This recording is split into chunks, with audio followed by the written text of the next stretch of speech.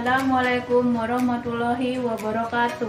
Perkenalkan, nama saya Wulan Suci Ramadhani, peserta latihan dasar calon pegawai negeri sipil golongan 3 angkatan 178 Badan Pengembangan Sumber Daya Manusia Provinsi Jawa Timur tahun 2020. Pada hari ini saya akan mempresentasikan hasil laporan aktualisasi saya yang berjudul penggunaan media kartu hewan dan tumbuhan pada materi interaksi antar makhluk hidup untuk meningkatkan hasil belajar siswa di SMPN 2 Nguling, Kabupaten Pasuruan. Yang melatar belakangi penelitian tersebut yakni rendahnya hasil belajar siswa pada materi interaksi antar makhluk hidup karena siswa jenuh dengan kegiatan pembelajaran yang bersifat konvensional. Oleh sebab itu, saya ingin melaksanakan kegiatan aktualisasi dengan menggunakan kartu hewan dan tumbuhan sebagai media pembelajaran yang tujuannya untuk meningkatkan hasil belajar siswa. Di sini saya menggunakan seleksi isu dengan metode AKPL. Ada 6 isu yang ada di sekolah SMPN 2 Nguling. Nah, nanti dari metode AKPL akan dibagi 3 teratas yang bisa diambil isu yang akan diangkat di kegiatan aktualisasi tersebut. Selanjutnya, setelah menggunakan seleksi isu dengan metode AKPL, yakni seleksi isu dengan metode USG. Nah, diperoleh isu yang tertinggi nilainya yakni rendahnya hasil belajar siswa pada materi interaksi antar makhluk hidup dengan total nilai sebesar 15 dan peringkat 1. Setelah ditemukan isu, saya melaksanakan beberapa tahapan kegiatan. Yang pertama adalah identifikasi isu di unit kerja.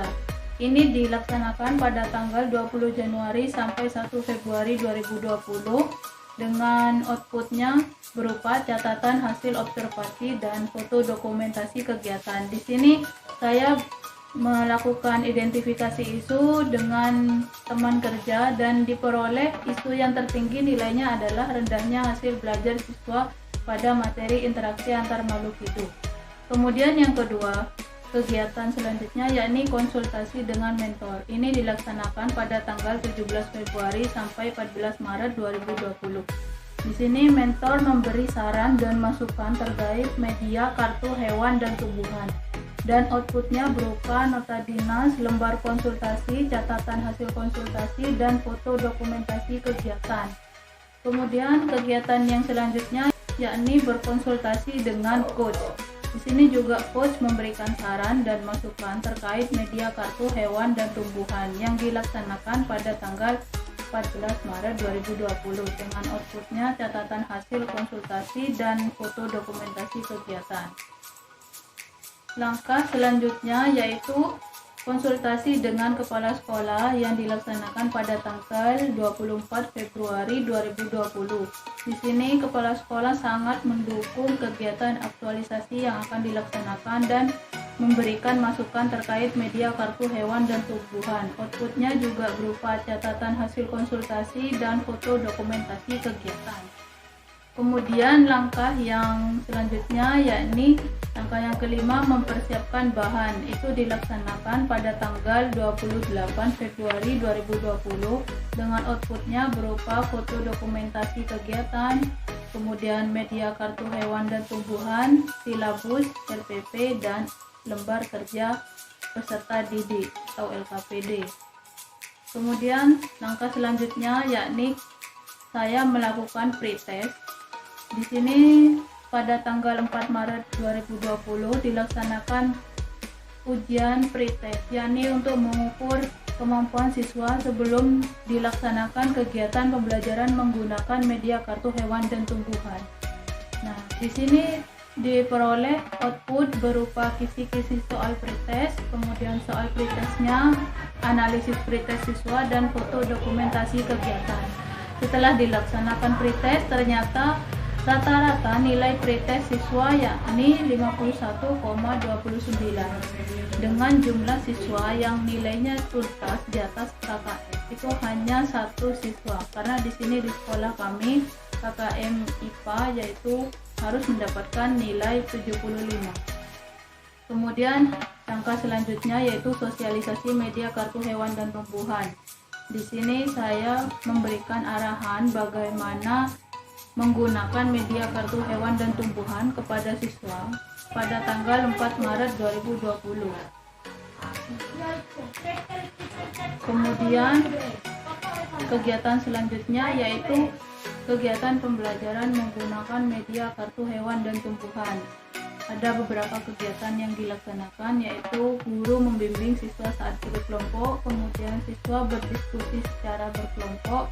Yang ketiga, nanti siswa mendiskusikan hasil kelompoknya melalui presentasi di depan kelas.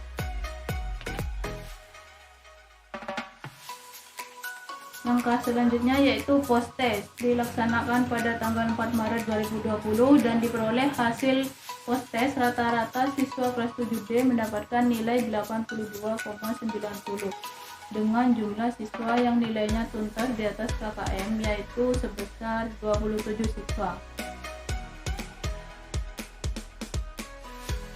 Dari kegiatan pretest dan post-test tersebut telah terjadi peningkatan nilai rata-rata hasil belajar siswa kelas 7D yang sebelumnya pretestnya memperoleh nilai rata-rata sebesar 51,29, kemudian post-testnya naik menjadi nilainya 82.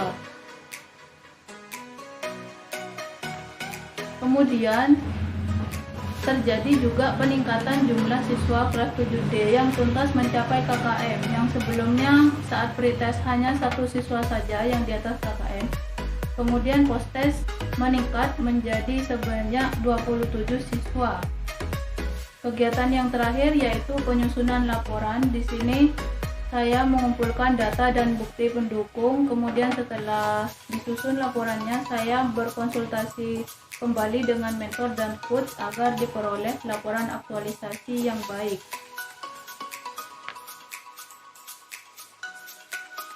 Kesimpulan dari kegiatan aktualisasi ini yakni terjadi peningkatan hasil belajar siswa yang diperoleh dari rata-rata nilai pretest yang sebelumnya nilainya 51,29 menjadi 82,90 saat dilakukan post-test. Kemudian kesimpulan yang kedua, terjadi peningkatan jumlah siswa yang tuntas di atas KKM yang sebelumnya saat pretest hanya 1 orang, sedangkan setelah dilakukan post-test meningkat menjadi 27 siswa.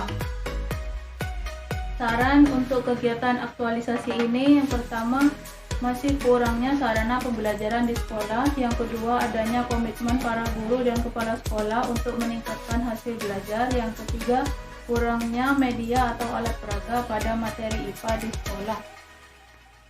Komitmen diri untuk saya, yang pertama, meningkatkan pengetahuan dan kompetensi. Yang kedua, mengabdi kepada masyarakat, bangsa, dan negara. Yang ketiga, jujur. Sekian presentasi dari saya. Terima kasih.